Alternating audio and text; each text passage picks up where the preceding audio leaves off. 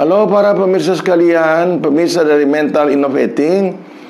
Selamat bertemu kembali dengan Anda sekalian bersama saya Dr. Yanto Marius, psikiater di Manado.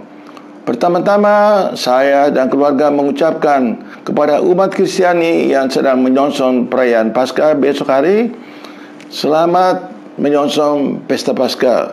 Sebagaimana kedatangan Yesus Kristus ke dunia, kiranya bisa sebagai tauladan bagi umat Kristiani dan ya, dan bagi saudara-saudara yang beragama Muslim Muslimah, selamat menunaikan ibadah puasa, ibadah suci bulan Ramadan. Saudara-saudara, topik hari ini adalah topik yang mudah dicerna dan bermanfaat. Saudara, ada dua cara pengambilan keputusan. Keputusan ini berdasarkan logika atau berdasarkan perasaan. Untuk keputusan-keputusan penting, misalnya mau membeli rumah, membeli mobil, mau menetapkan pasangan hidup, atau membuat satu deal yang melibatkan uang besar, harus berdasarkan otak. Kalau perlu tertulis lagi di notaris, ya. Sedangkan berdasarkan deal-deal sederhana menyangkut hubungan antara sesama manusia, maka baiknya kita pakai feeling atau perasaan, atau disebut wisdom, bijaksana. Saudara-saudara, di sini ada rumus, katakan wisdom atau bijaksana atau pemakai perasaan adalah mind, rasio atau logika ditambah X. X ini faktor tentu. Misalnya nanti dalam penjelasan akan jelas ya. Saya untuk mempermudah kita ambil contoh. Katakanlah di sini adalah Ibu Ika. Ibu Ika seorang tukang kebun yang bernama B atau Bono lewat depan rumahnya. Terus dia menawarkan, "Ibu, boleh saya perbaiki kebun Ibu, kebun yang sudah mulai rusak?" Ibu Ika setuju dan terjadi sepakat 500.000. Nah, selama waktu itu Bono datang jam 9 pagi sampai sore jam 5, dia akan mendapat upah tanda terima kasih 500.000 dari Ibu Ika. Nah, kalau nanti selesai sore dan ternyata itu sudah termasuk bahwa Bono harus mencari makan, minum kopi atau pisang goreng di luar, sudah termasuk. Tapi apabila Ibu Ika memberikannya lagi dalam kurun waktu kerja, tidak usah Pak Bono, tidak usah cari makanan di luar, ini hanya makanan siangnya, sebentar kopi jam 3, kopi pisang goreng dan lain sebagainya. Bahkan waktu dia pulangnya mungkin ditambahkan lagi, bukan 100.000, mungkin Ibu Ika menambahkan lagi 100.000 dari 500.000. Nah, mungkin ada pakaian, tanya pakaiannya kusut, dikasih dah pakaian masih layak sama Pak Bono tadi. Maka itulah namanya bijaksana, adalah logika ditambah dengan X. X ini bisa berupa uang, bisa berupa makanan, bisa pakaian, atau bisa perhatian atau pujian atas kerja prestasi Pak Bono. Sudah indah itu kebun, hidup lebih produktif. Atau mungkin saran-saran supaya Pak Bono memperbaiki hidupnya agar dia lebih produktif, lebih berguna bagi sesama. Maka Pak Bono akan meninggalkan Ibu Ika dengan kesan yang sangat bagus, dan tidak akan melupakan Ibu Ika seumur hidupnya dari Pak Bono. Tapi kalau kita memakai mind, itu akan selesai begitu saja.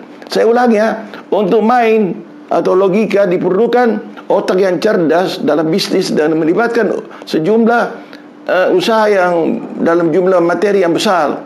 Sedangkan untuk yang kecil-kecil ini kayak kebun, prestasi, ya kita berderma sedikit, infak, sedekah dan lain sejenisnya, derma dan lain sebagainya. Itu baiklah adanya. Karena the more you give, the more you get.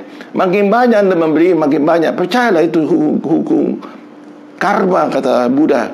Hukum karma itu sukses tidaknya kita dari diri kita sendiri saja. Oke, saya jangan melebar, saya kembali ke pokok. Saudara-saudara, jadi ada pasangan contohnya ya, misalnya pasangan muda-mudi yang pacaran, tapi selalu berantem mereka, ya. Tapi karena otak mereka bahwa mereka tidak cocok.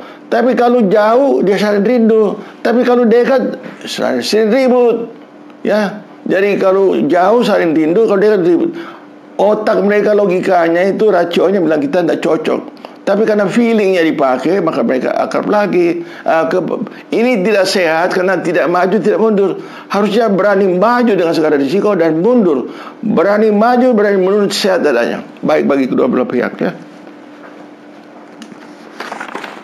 Jadi saudara-saudara, ini uraian singkat tentang wisdom ini. Nah, saya tambahkan sedikit.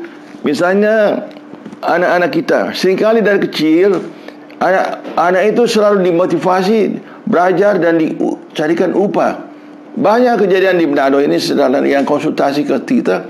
Anak itu tidak mau belajar, ternyata anak itu pintar, tapi karena dia minta duit dulu baru dia belajar. Akibatnya anak itu ada motivasi eksternal. Harusnya motivasi internal dari dalam, bahwa saya belajar ini untuk kepentingan saya di kemudian hari, bukan kebanggaan papa mamanya, bukan. Itu nomor 2 itu kepentingan bagi saya. Apalagi di era kompetisi sebagai sekarang.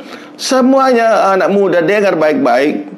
Anda harus bersaing dalam kompetisi yang ketat, semakin ketat. Jadi kuasailah ilmu sebanyak mungkin. Bahasa Inggris, high technology, kalau perlu beberapa bahasa asing lagi yang akan nanti menguasai dunia. Katakanlah bahasa Cina atau bahasa Korea atau dan lain sebagainya, ya.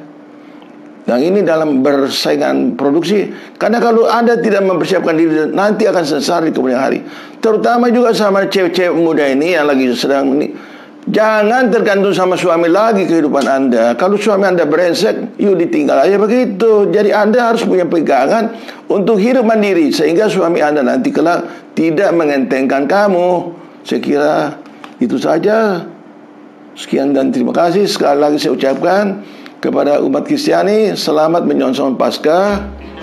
Kiranya kedatangan Kristus menjadi suri tauladan bagi umat Kristen seluruhnya. Dan bagi saudara-saudara beragama, selamat menunaikan ibadah suci bulan Ramadan. Sekian dan terima kasih. Sampai jumpa minggu depan. Terima kasih.